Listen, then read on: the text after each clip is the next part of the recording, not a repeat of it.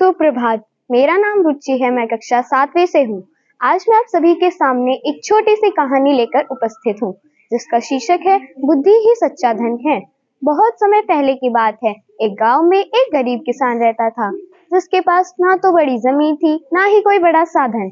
वह दिन रात मेहनत करता, फिर भी 2 वक्त की रोटी जुटाने में कठिनाई होती। लेकिन रामू के पास एक चीज थी, उसकी तेज बुद्धि। रामू का बेटा चिंटू बहुत होशियार था, पढ़ने में तेज और स्वभाव से शांत। वह अक्सर अपने पिता से कहता, बाबा, हम गरीब जरूर हैं, पर यदि मैं अपनी बुद्धि से कुछ करूं तो अमीर बन सकते हैं। बाबा मुस्कुरा देते, जा बेटा, मेहनत कर, याद रख, ईमानदारी कभी मत छोड़ना। एक दिन गांव के राजा ने घोषणा की कि वह राज्य के लिए नया मंत्री चुनना चाहता है, पर यह मंत्री वंश या धन के आधार पर नहीं, बल्कि बुद्धि के आधार पर चुना जाएगा। इसलिए गांव के सबसे बुद्धिमान युवकों को राजधानी बुलाया गया। इस प्रतियोगिता में कुछ प्रश्नों और समस्याओं को हल करना था।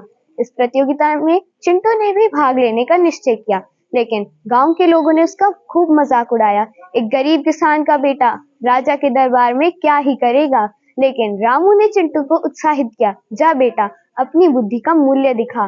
राजा ने पहला सवाल पूछा, बताओ, एक विशाल पेड़ के नीचे एक बड़ा सा संदूक रखा है, जिसके अंदर बहुत सारे सोने के सिक्के हैं। इस संदूक का ताला केवल वही खोल सकता है जो इस पहेली का उत्तर दे। बताओ, ऐसी कौन सी चीज है जो कभी पीछे नहीं जाती, हमेशा आगे बढ़ती है।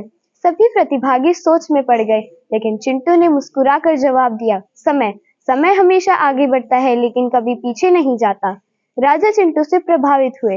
राजा ने ऐसे ही बहुत सारे प्रश्न और समस्याएं प्रतिभागियों से पूछी, लेकिन सभी का उत्तर चिंटू ने मुस्कुराकर और तुरंत दिया। राजा चिंटू से बहुत प्रभावित हुए।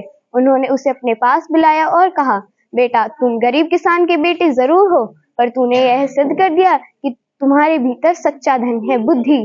राजा ने चिंटू को मंत्री नियुक्त घोषित कर दिया और उसके परिवार को राजधानी में एक बड़ा सा सुंदर घर दिया और साथ ही जमीन भी दी।